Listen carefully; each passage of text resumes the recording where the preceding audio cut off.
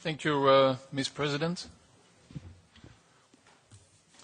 Let me briefly introduce myself. I'm Peter Muyshondt from Belgium, still serving police officer in a local police area in Belgium.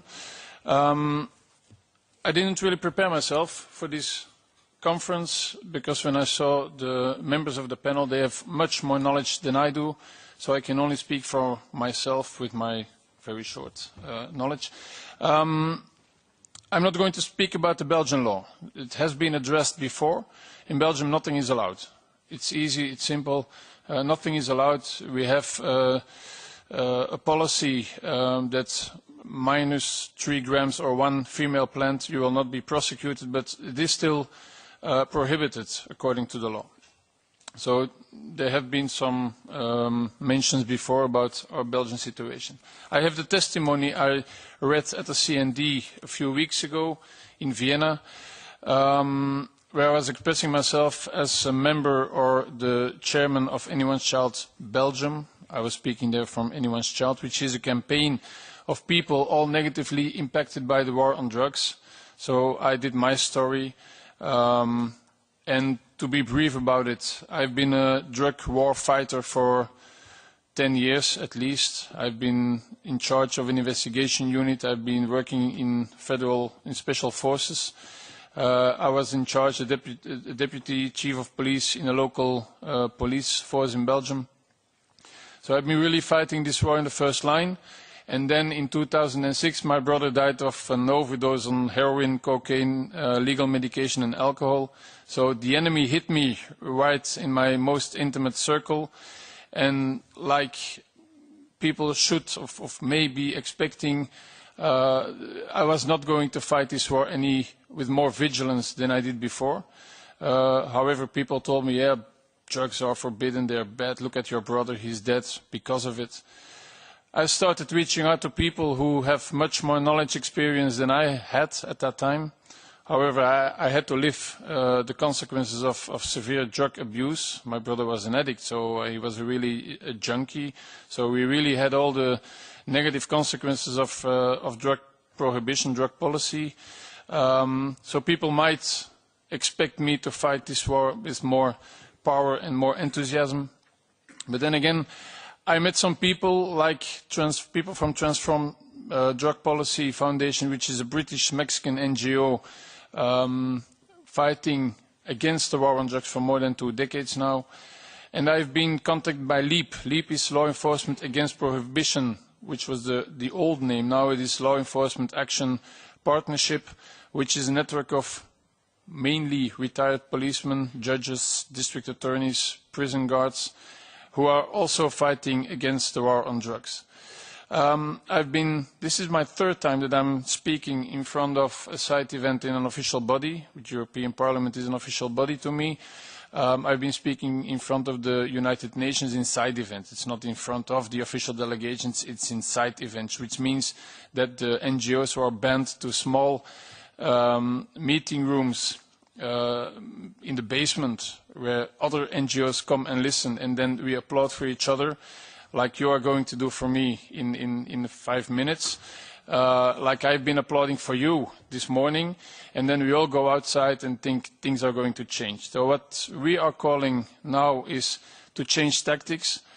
We are only preaching for the same church here, and I don't think there's any prohibitionists in the room.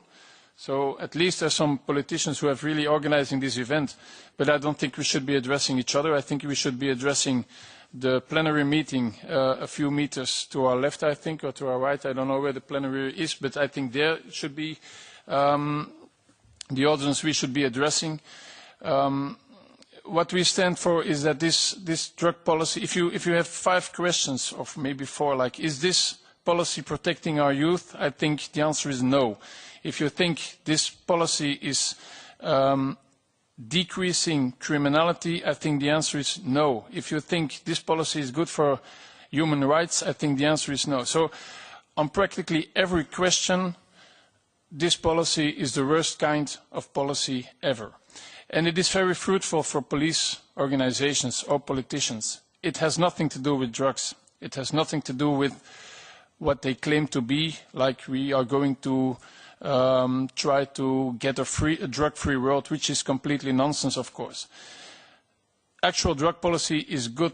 It's easy money for police organizations. It's easy money for mass incarceration, for prison industry. It's good money for drug healthcare, because this is also a kind of business created by this drug policy.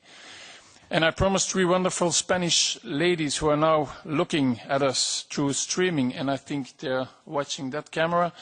I met last week Nuria Caldaza from Energy Control. I think you must know the organization. They are doing some drug testing in Spain. Like Trump would say, it's a huge organization. It's a great organization. What they're doing is testing drugs.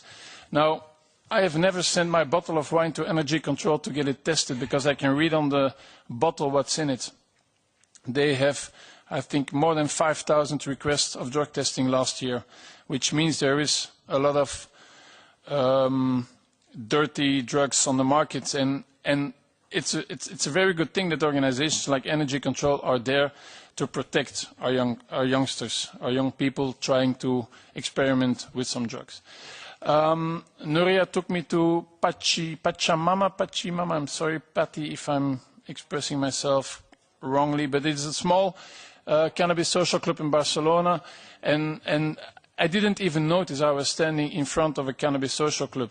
It was like just a normal house with nice people having their joint, and then they were leaving the room like there's nothing wrong. It was really cozy, very nice. We really had nice conversations with those people. When I go to a pub here in Brussels, there's more risk of being aggressed by people getting drunk. So the differences are so clear, but then again, I think drug policy is a political artifact. It has nothing to do with the drugs. It's just easy for politicians to hide themselves behind the international treaties, which are, and we've been speaking about Catholicism before.